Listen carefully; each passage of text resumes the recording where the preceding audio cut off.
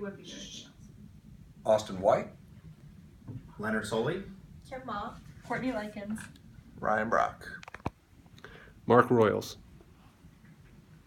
In 1885, Carl Benz, the German engineer credited with inventing the first automobile, took his new car out for a test drive and, true story, ran it straight into a wall. Although this was an amazing and revolutionary invention, it still had one flaw: the driver. Since the beginning, humans have been the most dangerous part of the car. We get distracted easily, we look at our text messages, we read the newspaper, we check the weather. I've even seen women putting on their makeup. Today, car manufacturers are implementing safety measures such as rear backup cameras, adaptive cruise control, and automatic braking that help with driving. But even with the driver assistance, there's still a lot of room for human error. But what if this problem could be eliminated altogether? Once a thing of fiction, self-driving cars are now becoming a reality. According to the National Highway Traffic Safety Administration, 1.2 million people were killed on the road last year, and 37,000 in America alone. That means 3,287 people die every single day from car accidents, which makes it the leading cause of death from ages 15 to 29. And aside from the death, there's also 20 to 50 million injuries. And these road crashes are costing us a whopping $518 billion a year. And not only are they dangerous, but they're also time-consuming. The average commute to and from work is 100 minutes, and if you multiply that by 120 workers, that means there's 12 billion hours wasted a day on just commuting. And the common factor at the heart of these statistics is the driver. The makers of driverless vehicles hope to make the unpleasantries that come with driving a thing of the past. According to computerhistory.com and wired.com, the history of the autonomous transportation dates all the way back to the 1860s, when Robert Whitehead first developed the self-propelled torpedo. There are other devices with self-driving capabilities as well, such as sailboats, military drones, airplanes, trains, and even vacuums. But all of these had one thing in common that cars don't: they had much more forgiving environments to operate in. Until recently, the autonomous car was a thing of fiction.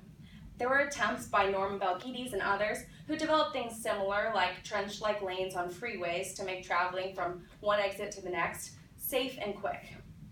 But the first truly autonomous car was invented in 1977 by S. Sugawa, and it could travel a whopping 30 miles per hour.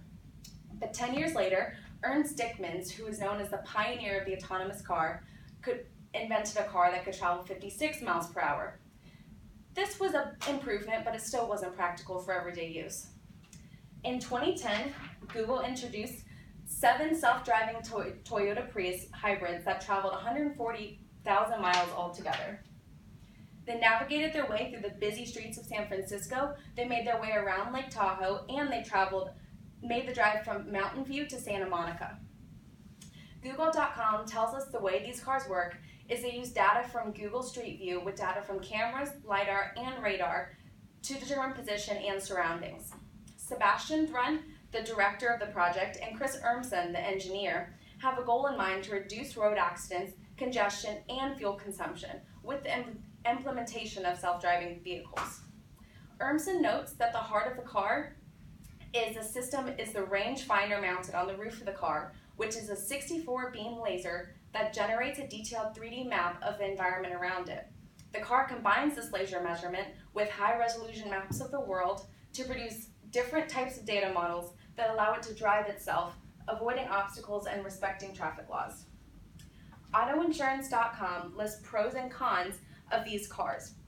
These cars really have the potential to alleviate a lot of stress and headache that comes with driving, such as the cars don't get distracted like humans do, which means fewer accidents.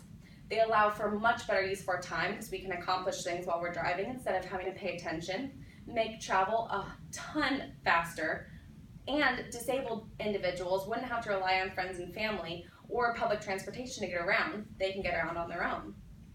But while self-driving cars could solve many problems associated with driving, it could also create them. The cost is $100,000, so not everyone would have one, which means these cars would still have to yield to the non-self-driving cars that are still on the road. And it would also eliminate thousands of jobs, such as jobs in the public transportation industry, accident law firms, and driver's ed classes as well. Overall, there's a lot of promise and opportunity surrounding these driverless cars. However, it is still in the testing phases. So there's a lot of questions and concerns that still have to be considered. These cars would revolutionize the transportation industry and drastically change all of our lives. Chris Urmson, the engineer, says that the cars would be released to the public as soon as 2017. Thank you.